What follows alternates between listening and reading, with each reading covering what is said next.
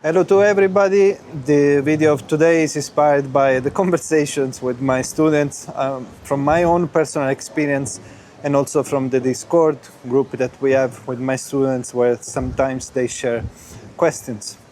And in particular, I want to talk about frustration during the Qigong practice. I think frustration is something that we all experience as practitioners, but mostly we all experience as human beings, because life doesn't go the way we want most of the time. So frustration is a kind of thing that is part of our daily sometimes experience when we try to accomplish something, and as we know, we have limited control over life events and things around us, so we can try our best and just hope that little by little we will get where we want to go. But it's quite common actually to experience frustration during the Qigong or Nei Gong practice, and this is something that I want to touch on this video because there could be various reasons actually. I think it comes down, first of all, to really understand what the work that we're doing is really about, because maybe in the beginning or maybe when we develop some kind of energy interest, we are entirely focused on the development of energy, eventually achieving a Qi, experiencing some mystical events in our life. But that is not what the practice is. At least this is not the full thing. The practice is about growing as human being.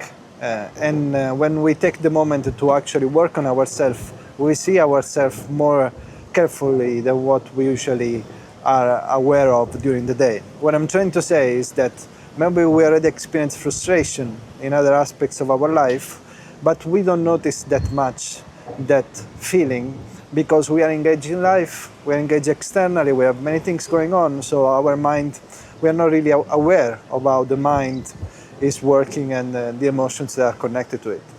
When we practice, it's completely different because we are removing all the various aspects of life. We're just focusing on ourselves. So it's working a little bit like a magnifier. It's a way to see where we are, and it's not a pleasant thing most of the time, because maybe we believe that we are in control of our body, we are loose, we are fully aware, we think that our mind is still, we think that our emotions work in the way we want. It's not like that. We sit and we do our practice, or maybe we're doing a standing practice, whatever, and we see that the mind is not cooperating. We try to do the exercise, the mind goes all over the place, and sometimes we catch ourselves basically going very far, and then we'll be back into the exercise itself. That could be a source of frustration. And the first thing that I want to address could be giving you a tip here. Be what you are. Don't compare yourself with what you think you should be. Don't compare your practice with some kind of high standard. Don't compare your practice with your previous practice. Because in any case, when you are deciding to work and to do your daily routine of exercise, you're already working on yourself. And this leads me to the second point, which I was anticipating before. In the beginning, when we start this kind of energy practices, maybe we are attracted more by the energy aspect of it, but we don't realize that actually it's a work on ourselves. And this is something that comes when we mature a little bit more as human beings, because it could be very attractive to see a Qi, to do a Qi, whatever. But then we realize that there's something more than that, and it is actually working on ourselves and improving ourselves on a daily basis. And this is an endless process. So if we have decided to take that challenge, which is quite difficult actually to transform ourselves, but if we are here, we have taken that choice because we want to improve our life, because we want to explore ourselves more, we want to know ourselves more, we have to take our practice to the next step. Not just focus on the energy feelings, energy achievements, because those things, they will come and go sometimes. And this is something that even some students reported to me. I was feeling, the dantian moving around for a few months, all the time, and then suddenly stopped, and I feel that I'm not progressing anymore. This is a common experience. not just the Dantian is just an example that I'm bringing up. The fact that we might feel that we have reached some kind of plateau, which in reality is not like that. You know, the growing internally and growing the vital energy, it's a process which is a little bit of an unknown process. Of course, there is a step-by-step system that we have in place in the Qi Gong system, but it takes time. And maybe we have a feeling that we are not moving on, and then all of a sudden, after a few months or even after a week, whatever, we comprehend something and we move to the next step. So patience is key in this kind of work that we are doing. And this patience comes where we understand that the work, it's about maturing and growing in our totality, not just in the energy aspect. And then actually that is the best state that we can even practice because by being free of expectation, attachment, goals, we find ourselves to be in a better mind state, which is the perfect state to practice this kind of work that we are doing. So the frustration might come from different sources when we do Qigong. It might come from the fact that we realize that the body is not cooperating in the way we want, that the emotions are not as stable and pleasant as we think, or the mind, is not really working with ourselves when we do our practice. It's actually an obstacle sometimes. The key is to understand that it's a work on ourselves. It's not just an energetic work. And when we take it to that level, our approach and even our progress, and even what the practice will give us, will take a new dimension. Another element that we might be frustrated with, and it's a common thing, unfortunately, due to the fact that I don't want to say this, but many Qigong practices and systems, they don't really bear much fruit, sometimes because the system maybe is not effective or whatever. I don't want to go too much into it. I just know that I get contacted sometimes from people that practice more than me, 2 decades or things like this, and they don't have much sensation. So it's a matter of luck also to find the right teachings, or coincidence, or karma, whatever you want to call this thing. It's a matter of finding the right thing and to practice. Even when you find the right thing, so a system which seems to be effective, which brings to the practitioners its fruits, it takes time. And if you just drop your motivation because you feel that in that time frame that you've been practicing, you have not achieved your energy expectations, energy goals that you were expecting, you're wrong. You have to be patient. And at the end of the day, when we do this kind of work, we see ourselves for who we are. And if we find that we have frustration in our practice, that we want to give up, these are elements that are also present in our daily living. That, as I said in the beginning of this video, maybe we are not that aware of, because we have so many things juggling in our life. But the good thing is this. We have to see the daily practice a little bit like going to the gym, in one sense.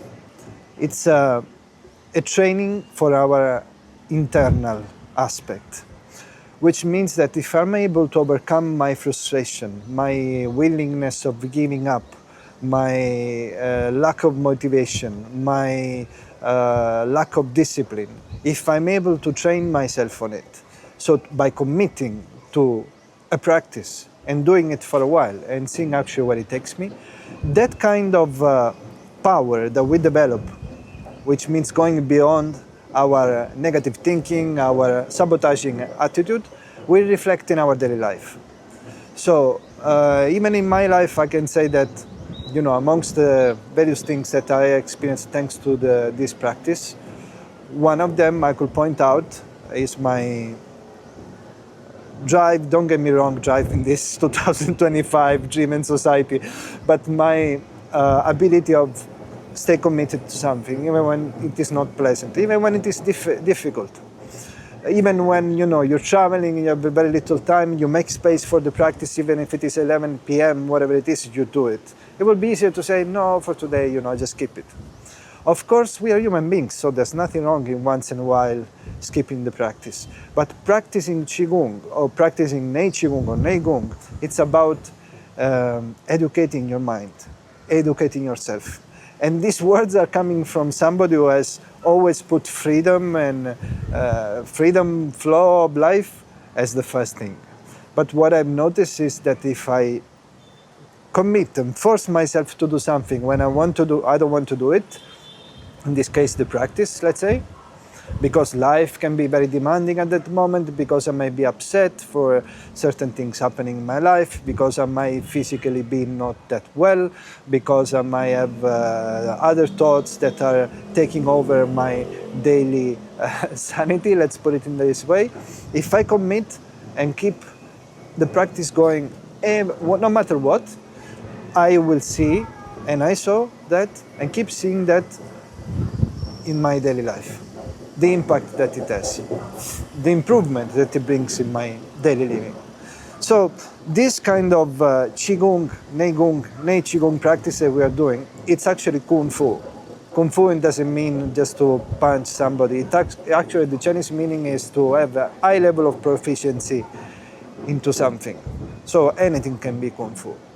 And Kung Fu in this case is, in my case, in my opinion, high level of proficiency in yourself.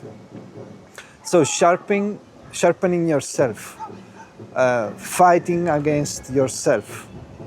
It's not about fighting somebody else. It's fighting against what is not working in you. And it's not fighting in by creating more conflict.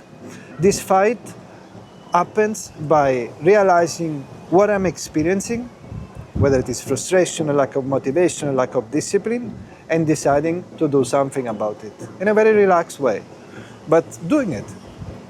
And this change will improve our daily living, our experience of ourselves, our experience of life, and eventually even the quality of our practice.